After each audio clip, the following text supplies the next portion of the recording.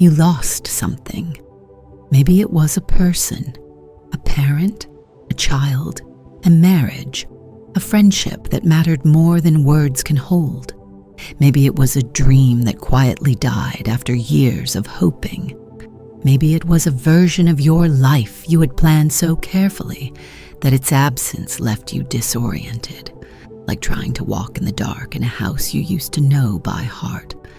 And somewhere in the middle of your grief, someone, maybe with good intentions, handed you a spiritual platitude. They're in a better place. God needed another angel. Just trust God.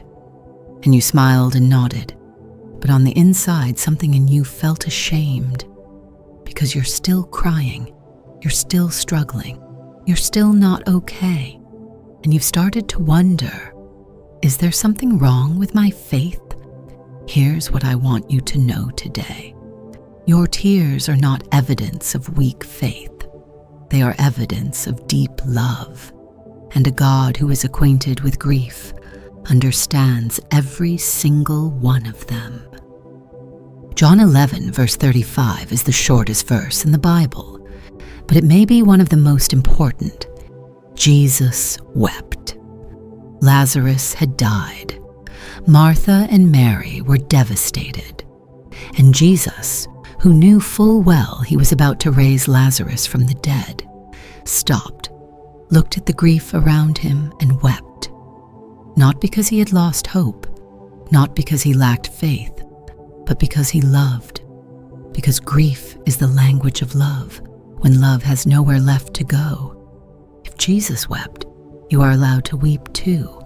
The church has sometimes done a disservice to grieving women by rushing them past their pain toward a performance of peace. But biblical grief is not the opposite of faith. It is the expression of a heart that loved genuinely and lost honestly.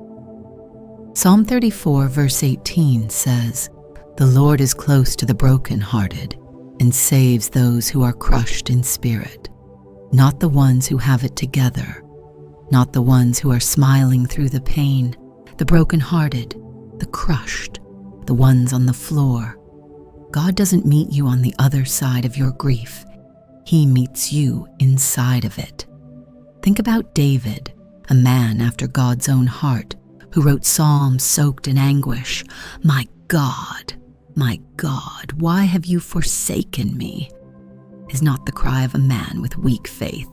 It is the cry of a man in real pain, bringing that pain honestly before a God he trusted enough to be real with.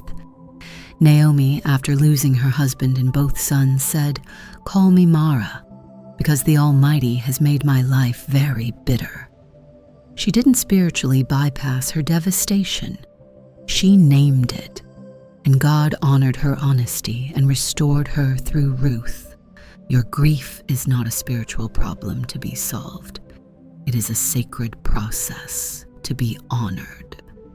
Here is what grief, when held in God's hands, actually does.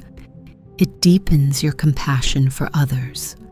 The women who minister most powerfully to hurting people are rarely the ones who never hurt.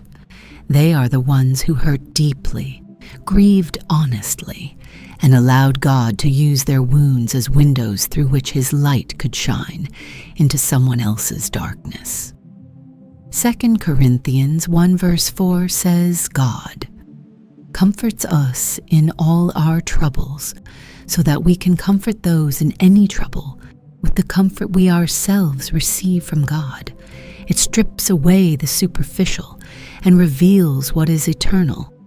Grief has a way of burning off everything that doesn't matter and leaving you holding only what does. Your faith after grief is not smaller.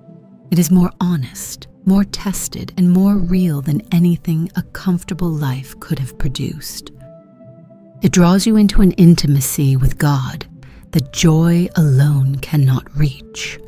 There are rooms in God's heart that only become accessible through suffering.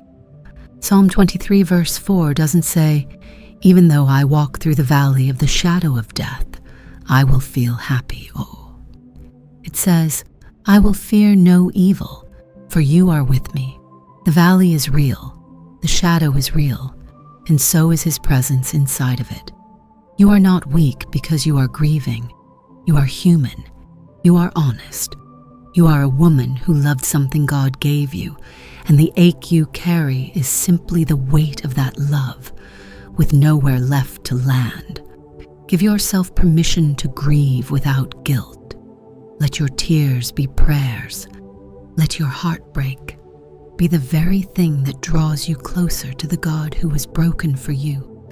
If this message gave you permission to feel what you've been afraid to feel, share it with a woman who needs to hear that her grief is not a failure. Subscribe for more biblical hope, and remember, you don't have to be okay to be held by God.